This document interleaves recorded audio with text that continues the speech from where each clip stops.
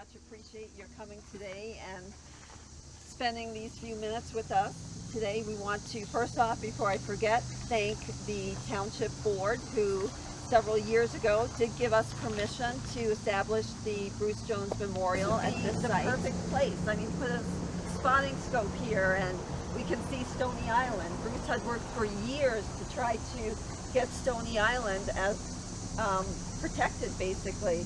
And it was actually purchased in, I think, 1997 by the state. And Gordon and Jennifer, we are just so thrilled that you could be here with us today with your daughter's granddaughter. And yeah, it just seems so fitting for us to gather together today. There are two of us here today who probably are the only two that actually slept with Bruce in the same bed.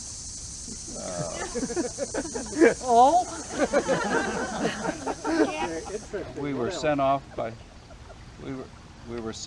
the Grosse Nature and Land Conservancy to attend a meeting over west of here, and we thought that we had appropriate motel, reservations. And they said, "Oh no, all we have is this one room with this queen size." Is that the big one? Queen size bed. So we looked at one another and we said, "Okay." And here we are. We made it. So we're very proud to have a part today in this meaningful ceremony. There'll be lots of people who have lots to say. We thought of the Jones family as more or less as family friends, not just acquaintances. Let us pray. Eternal and wise Creator, we give you thanks for the beauty and wonder of the natural surroundings you have placed here for us. You gave it to us as a sacred trust, and we believe we were placed here to take care of it as something given from your hand to ours. Today we honor so many who have taken this trust to heart. There are so many who we could mention, some who have lived here and felt the same way we do and have gone on ahead of us, and some abide with us still. There are so many from our community that we could name who have been equally sensitive to the wonders of our surroundings. We're particularly grateful to our community leaders in government, local and larger, who have worked to make this an even more beautiful and even a protective space. Lord above, we ask that you will help us today to especially recall Bruce Jones and appreciate the memory of our dear friend, who strove so wisely and so well to enhance all we love in our glorious place, to preserve it and keep us aware of what a blessing it is. One who reached out to all of us to help us appreciate the natural loveliness we enjoy and to see it through the eyes of wonder that he had. He was a friend to you, dear God, a friend to all of us, and a true friend of everything bright and beautiful. May his memory live on within us, and as we dedicate this now sacred site, may visitors experience themselves something of the Spirit he has left with us all. In the name of God, our Savior. I want to thank you for having us here, and John's heart and soul is here, and if there weren't all those stairs, he'd be here. He never viewed it as a complaint. He always viewed him as a comrade in arms. And it's an honor to be here today. Bruce was my friend, but he really was truly one of John Dingell's good friends. And they were comrades in arms in protecting the environment and protecting these great natural resources of ours. And they worked very hard together to protect not only Grosse but the down rivers. And we have the Wildlife Refuge and Humbug Marsh and all of them because of the work that their passions. And we wouldn't even, the American Heritage River was dedicated because of the work that they did, not for years, but for decades.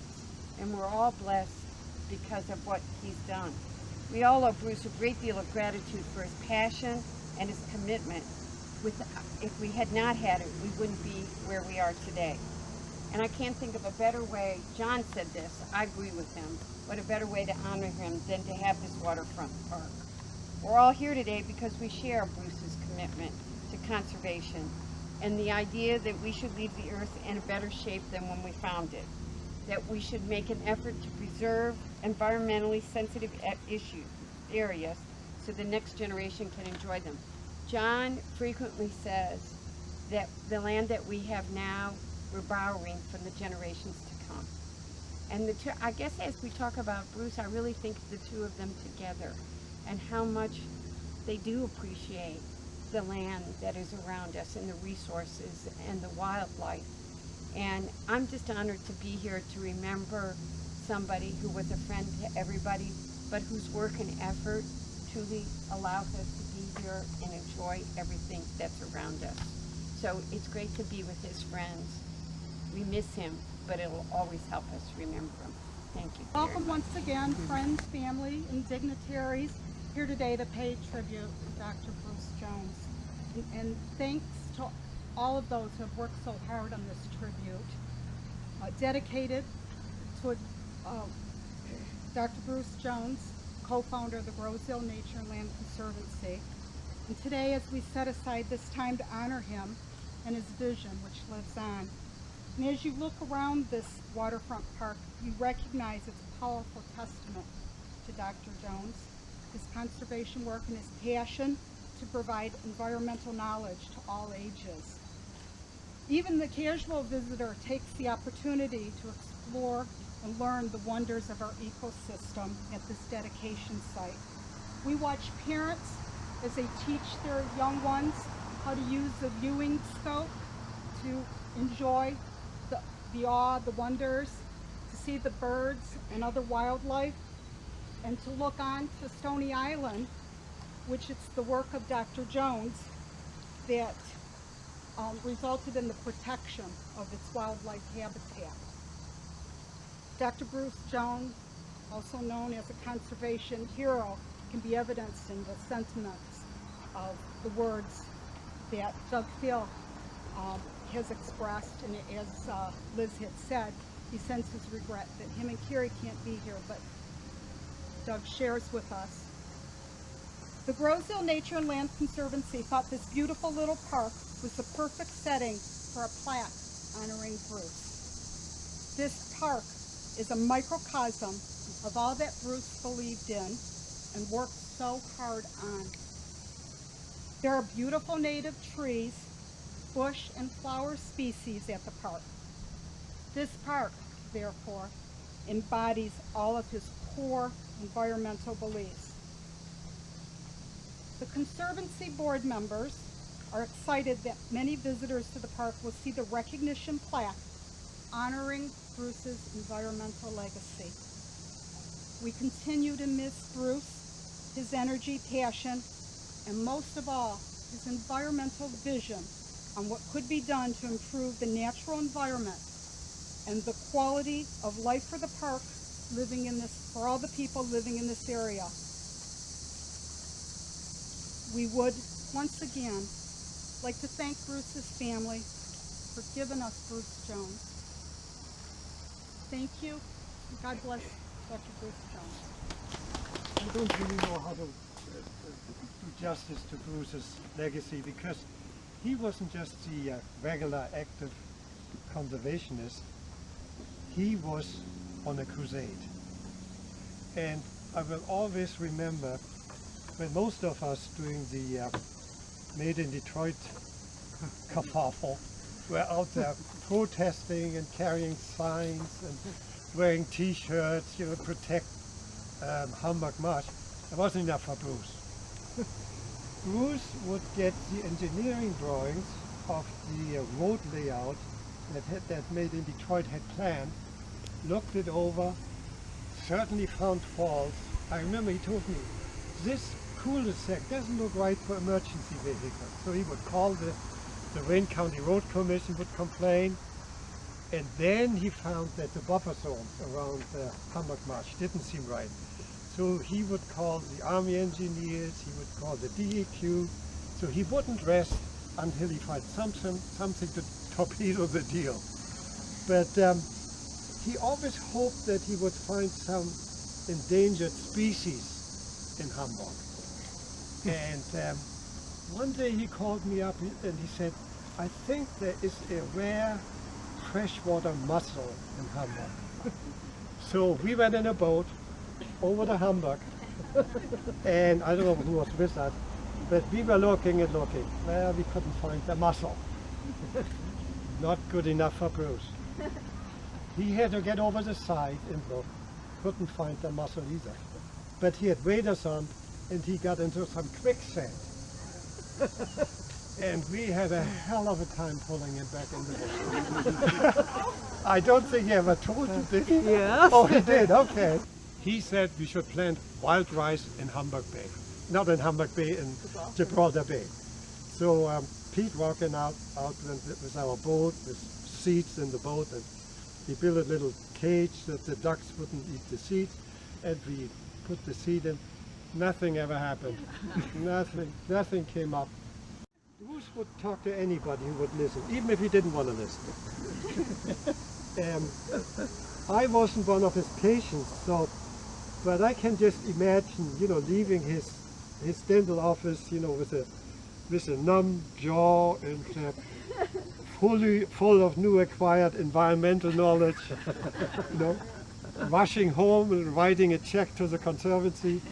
But well, if you imagine that you sit in this dental chair, your mouth wide open, you can't speak, you just can listen, and there's Bruce, perfect, for his message. That was Bruce, and that's a legacy he really passed on to us.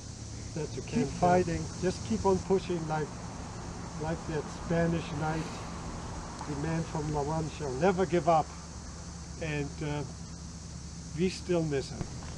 My name is Mandy Phillips, Amanda Phillips. I was part of the original group of people that got together in the early 90s to begin the Conservancy. My piece that I've written about Bruce after Liz talked to me last night is mainly about history. I'm a retired history teacher, and I tend to see things through the lens of things that happened before in the past. And so I try to write about and talk a lot about the early years, because when I think about what it was like when we first started and how much has been done since, it is really overwhelming and such a wonderful legacy to Bruce. So I'll just give you a little bit. I'll try to make this fast and not last too long. When we first began, I was on the Zoning Board of Appeals in the early 90s and was really involved with, changes that were going on in the island as far as ordinances and changes and growth and building and development. A group of us, kind of randomly, Bill and Ingo, who had no idea who I was at the time, we met at the township office that was on Meridian, which is now the police department. And then we had our first meeting over at the Jones's house. And one of the things I remember from those early meetings is Joan being a wonderful hostess and hosting us at her house, which was great, saying to Bruce and kind of looking at us, do you think anyone on Grosse is really going to be interested in a group like this? And it kind of took us all aback, and we thought, well, maybe not, but we thought we'd definitely give it a big push and try as hard as we could. And also within that comment, at the very same time, we thought that we were about 25 years too late in beginning this Conservancy. We were really worried that we kind of had missed the mark. I think it's 20 years later, it's hard to believe. The island was growing quite a bit. There's a lot of construction, a lot of building, a lot of new homes. There was talk of a trailer park down at the Navy base at the south end. And that sent up a lot of flags for a lot of us, that we really didn't want a trailer park on the island. And it was kind of also a crossroads at the time with the building and the development and where we're going to allow just unlimited development on the island. Was it going to be all suburban? Were we going to lose the woods? Were we going to lose a lot of the old 100-year-old and older trees? So with Dr. Jones as our leader, he set the tone of the many meetings to organize to become a nonprofit and begin acquiring land to donate to the Conservancy. As has been mentioned before, education was really a big part of Bruce's vision. However, one of the thing I think was unexpected was education at the time was involved in educating the citizens on the island, because I heard from people, friends of my parents and some other people, that they were really worried that our tax base would be hurt if the land was not developed or we didn't bring in new business. Remember, Ingo, how many people, we got a lot of backlash saying, oh, no, you know, we need the taxes, we need the income, which was really very surprising for longtime islanders. Bruce explained that the property values would go up with more conservation. One of our first educational tasks was we set up a booth at the Azalea Festival. And I can still see Bruce explaining to people as they came to the booth, you know, looking at a map. He was so good with maps, and he loved maps, about why this would be a benefit to the island and would increase property values, not lower them. The first donation property came from BASF, as most of you know, at the north end at Hennepin Point. While the property sat there for a long time, thanks to all of the work of the current board members, this property now has a walking bridge and an observation deck on the water. I rode my bike down there, I was so impressed. The property was restored with another heritage from Bruce with a controlled burn in 2011. Bruce had advocated for this form of revitalizing and restoration of property from the get-go. And I was really glad to see that it finally happened, because he believed in it really strongly. As I said, our main priority at the time was to preserve the woods and the old trees on properties not yet developed. Through the very tireless efforts of the board, especially Ingo, Bill, Kurt Kobliak, Mike Perry, and Bruce, property was eventually acquired. And after educating the owners of the property and donating to a nonprofit, we were able to begin the stewardship of these donated properties. And also thanks to the work of the Open Space Committee and the voters of Grosse, Bruce's vision for this area has finally become a reality. His work continues through all of the hard work of the current board, and what a wonderful legacy he has left to this beautiful island and all of the surrounding waters. I think I should talk about history a little bit of the Conservancy, and then I thought, well, I got to tell some funny stories about Bruce, because that's why we're here.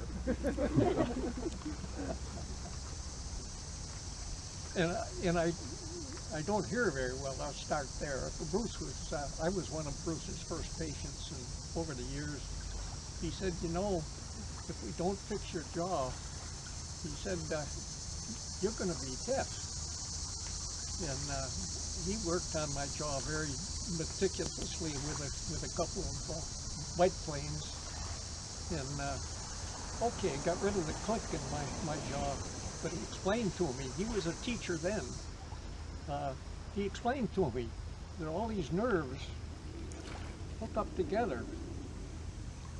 Shoot, sure enough, I've gone deaf. He couldn't fix it. Nobody could fix it, you know. And, but anyways, the first couple of years we were formed, we met up in the customs house. I essentially joined the group because I was a junior civil engineer and land surveyor, and I wanted to help acquire land, you know. And I knew Grosse very well, because when I was going to Orange Tech, I worked part-time with a guy by the name of I can't remember his name. surveying Grosse. So I sort of knew the island inside and out, and what land was, you know, belonged to who, and we did a lot of research about the county building. Bruce had the idea about acquiring Stony Island, and it was up for sale, right here. Okay, and we started with Michigan United Conservation Clubs. The district manager, or wherever he was a volunteer by the name of Leonard Manasseh. Honest to God, he was a duck hunter.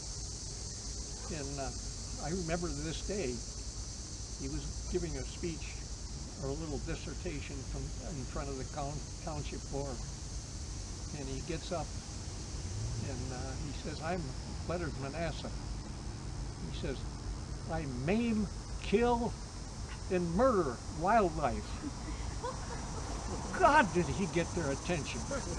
I mean, everybody was quiet. What the hell is this kook doing here?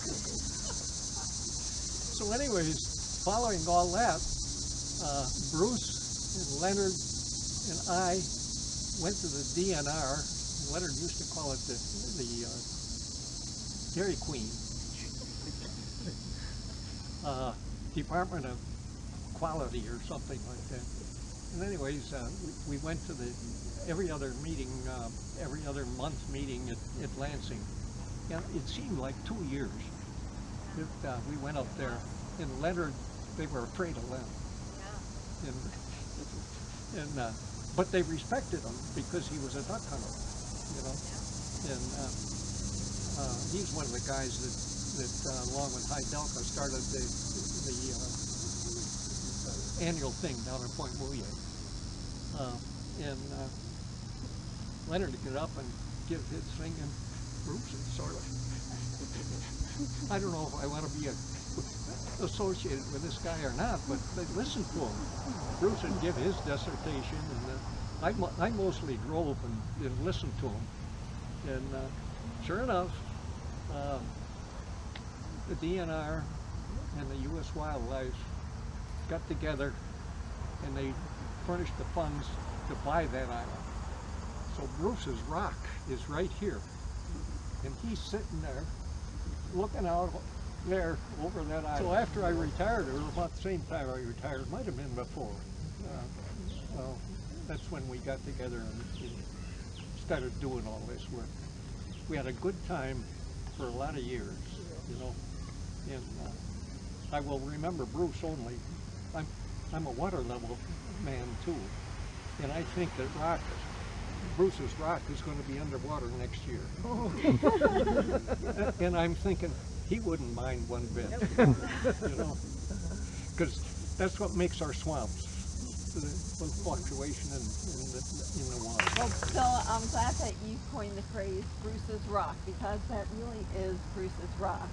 And that rock came from the sewer project roughly 10 years ago that many of you who live on Grosse are aware of. They were excavating and hitting, you know, bedrock basically, including what Bruce was always so happy to tell people, come, look at this nice rock. Well, this was a nice rock, but it was G-N-E-I-S-S, nice. That's the type of rock nice, it was, metaphoric rock. And he just loved that rock and the colors, and not only those, but also the limestone rocks where the kids could find fossils. I never went to Bruce Jones as a dentist, but he was my go-to guy if I needed advice on trees. He was instrumental in making sure the new township tree ordinance didn't entirely suit the purposes of those in the business of building houses and ignoring the trees on the property. He rode along with me 15 years ago when a forester came down to the island and we cruised around looking for major trees on Grosse. We watched as an expert drilled a pencil-sized bore into an old oak on 5th Street, and the forester announced it started growth in 1665. That's the tree that the owner of the property hired a tree service to take down. I'm sure if Bruce knew this was happening, he would have joined the two ladies, the neighbors, who were going to chain themselves to the tree. Unhappily, the tree came down. But my favorite memory of Dr. Bruce Jones was when we served on a committee to green the presbytery. In addition to meetings at the Presbyterian headquarters in Detroit, we would meet at Kathy's Cafe. I'd bring my single sheet of notes. Bruce would arrive with a pile of environmental books that he had in his library, a pile of books that had biblical quotes in them, and this really helped the brochure that we finally produced. It had Bruce's stamp on it. As much as Bruce loved nature and wildlife, he had a wry way of complaining about the deer that ate the greenery in his backyard. Once he said it got to a point where a deer would hold up a sign and say, "Where's my dinner?" Bruce had a profound effect on making Grosse mindful of its role in preserving nature on our island, as evidence as one of the founders of the Grosse Nature and Land Conservancy. I'm proud to now be a part of this worthy organization and pleased to be here to pay tribute to Bruce Jones, a true man of nature. My name is Yi-Chia Schmaeman. I'm the committee chair for the Grosse Boy Scout Troop. The ethos of scouting is learn by doing, and Bruce always had a plethora of ideas for scout projects. I remember 20 years ago I called Bruce and asked if he would have a service projects for 6-year-olds. Yes, I was embarrassed by the absurdity of my request, but he said to come on over to the Nature Center. A dozen Cub Scouts showed up. Bruce gave us a wonderful tour of the Nature Center grounds. The children were mesmerized by Bruce's talk of the significant trees along the way. Everyone learned that when Bruce has a twinkle in his eyes, he has something cool to say. Bruce brought along a small brown paper bag. He then went on to explain to the incredulous boys how each one of the acorns in his paper bag is capable of growing into a mighty oak tree, like they had just seen. The dozen little chests popped up as they went about planting the seeds. Bruce was all about seeing the wonders of nature and sharing with others. Since then, we've had many service opportunities at the Nature Conservancy. Bruce always managed some educational spin. We learned about how invasive species crowd out native wildflowers and grasses and eventually eradicate everything in their surroundings. Some invasive species are actually beautiful to look at, like the purple loosestrife. He taught the scouts that glossy buckthorn trees bear blackberries that birds ingest, and where they leave droppings will be a buckthorn forest.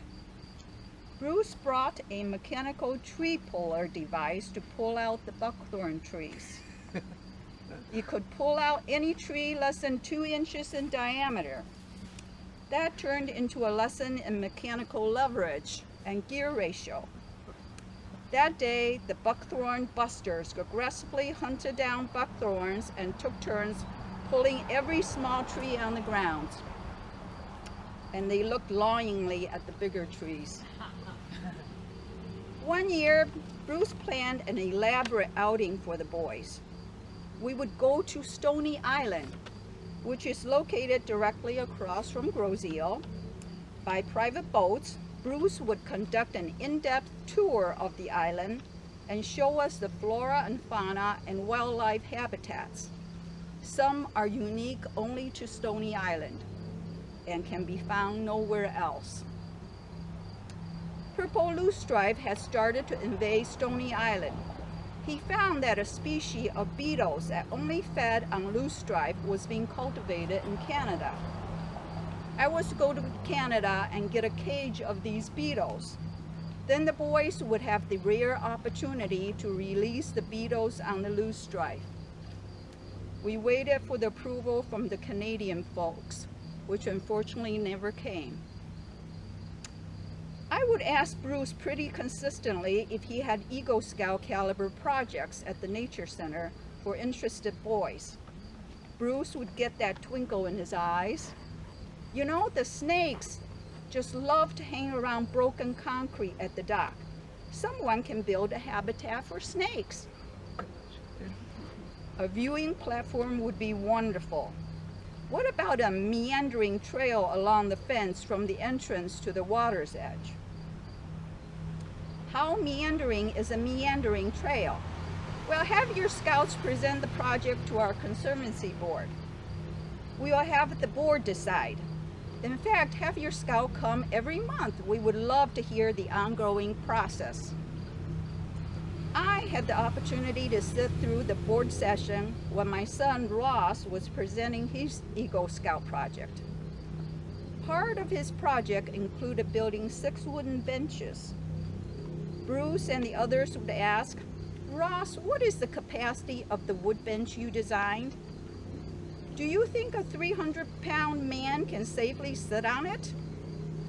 Ross, is the bench wide enough for someone with a wide behind? Ross, what is the toxicity of womanized wood? What do you think would happen if a child gnawed on it?" What a priceless experience for a young man. Ross did not dawdle much on his project since he had to report to the board each month. Bruce's infectious passion, enthusiasm, and excitement for nature will live on in each of the countless youth that he touched. Bruce was and will continue to be an inspiration to us all. I haven't been back to Grosse for 2 years, and it's wonderful to be back home again and to see all of you. Being surrounded by all of you is both a meaningful and very special experience. I'm also sure that nothing would have made Bruce happier than this. Both his dedication and all the contributors that did so much, including the Eagle Scout that built the stairway here, and all of you that have done so much financially, and so many of you with the work you put into it, and the thought and work, I have written down, thought and work, and it's just very, very meaningful to all of us. Not only financially, and Meg, so many of you have done so much, and both, besides financially, the work you put into it, and it was a wonderful contribution. And the companies, the BASF not only donated land and did all kinds of things, but they, so many of their people that worked there, including Liz and including some of the rest of you, have done so much from the, and also DTE, I remember, and Ford Motor Company did things. Anyway, a few people who visited here have emailed me, one I knew, one I didn't, especially, and told me how much their families enjoyed coming here, how much it meant to them. Grosse was a very special place, and the contribution of this waterfront park will add even more to its ambience. Many, many thanks to all of you. And then, just before I came here, I bought a book at Barnes & Noble. And with the book came, I get a review. And the review said, it was The Boys in the Boat. The boys said, if you like this book, you might like All the Light We Cannot See by Anthony Doerr. Some of you seem to recognize it. I'd never heard of it. And in the review of that book, it said, the author sees the light as of a scientist, but feels it like a poet. Now, I was going to mention this, having never read the book, But up in where we were just on vacation, there's a once-a-year book club, and they mentioned it, and different people enjoyed it. And I said, well, before I talk to another group, how do you relate the scientist to the poet? And I again think of what our granddaughter, Charlotte, at the age of 12, who's now going to be a junior in high school. See if you can see the poet part and the scientific part. He taught that this is when she heard her grandfather had gone. He taught that the world is full of miracles, whether it be a sunset, a rainy day, a butterfly, or any other of the little things you might miss if we didn't look closely. So that's what, anyway, thank you all for being here. My dad was very big on that whole concept that you leave a place better than you found it, to the point where I was running around this morning cleaning the cottage before the housekeepers came because I had to make it just the way Dad would have left it. But he definitely felt that way about the world. And when I think about Grosse, I know he did that. I know that this is a better place because he was here. For me, however, having something tangible like that as a reminder just means a great deal. If you ever heard my dad speaking, you probably saw the picture of the two little girls that he would always put up at the end that were walking down the beach, and he would make some reference to what kind of a world are we leaving those girls. And those girls are now big girls back there, and it's the mom of one and the aunt of another, and also two other daughters in that. For me to know that when they come back in the future with their kids, that they can not just tell those kids what their great-grandfather did to protect this island, but that they can show them and say, this was your great-grandfather and he made this a much, much better place. That's what probably means the most to me, and I'm so grateful that you guys all did this. So thank you. This has been emotional, I think, for both of us. And it's, I attribute to Dad, everything that Dad did had an educational component. And I think it's interesting that I'm learning a lot about Dad, who he was in a room with, who pulled him out of the sand. I sympathize with Ross. I can hear those words coming to me. Why did this work? Why did it? But everything. So Dad, a lot of what he did also had to do with water. So he raised us on the water. I learned to sail on this river. We are just coming from the annual pilgrimage to Lake Michigan. He even spent an awful lot of time building a dock so that we could go on the canal, I think, once. But a lot of stuff had to do with water, and he carried that over into his passion for the environment. I think very early on in the Grosse Nature and Land Conservancy, I remember him talking about this vision that he had of a park on East River, and some place that a public place that everybody could go to. That people could enjoy the scenery. That one of the great things about Grosse is being able to look at this, a place where people could find sanctuary in nature. And as with most of Dad's visions, he would have an educational component to it, something maybe linked to the schools or some place that little kids could play in the water or take samples or something like that. Also, as with many of Dad's visions, I listened to this over the dinner table with a little bit of skepticism, thinking this would never work. And I think it's a tribute to the people here that this came to be, that my skepticism was just misplaced. It seemed like an awful lot of work, and I think the result is an awful lot of work has gone into being here and making this place what it is. And I think that's wonderful. I can't imagine a better tribute to Dad than to have a rock placed there every once in a while getting its feet wet. And I can't imagine a better tribute to those of you who put in a lot of time and effort and belief into making this what it is.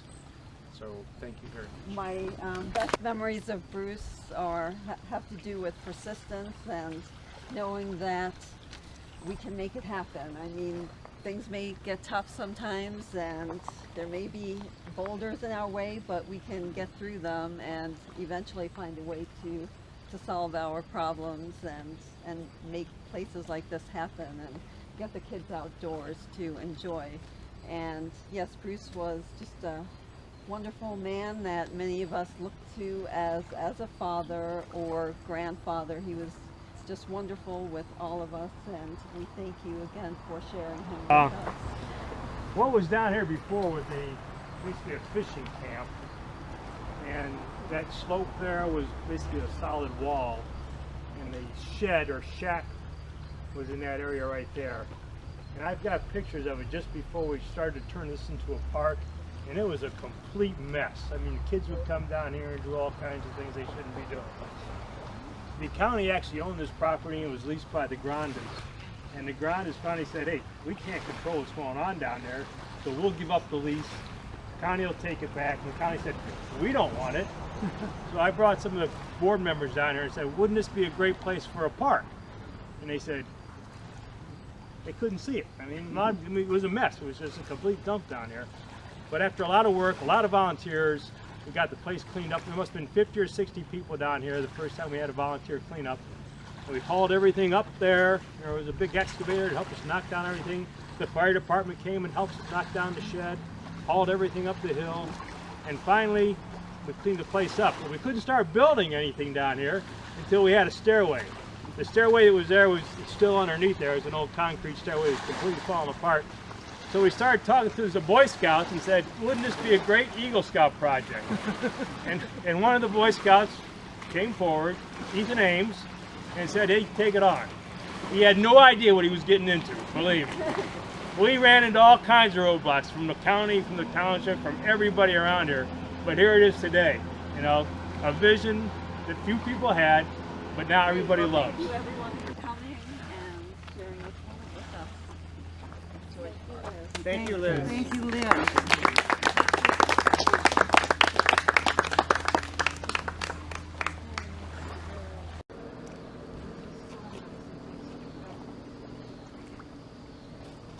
This is the Dr. Bruce Jones Memorial. He taught the world is full of miracles, whether it be a sunset, a rainy day, a butterfly, or any of the other little things we might miss if we didn't look closely.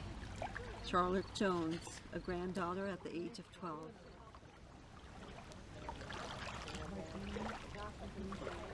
What we're going to do, we're going to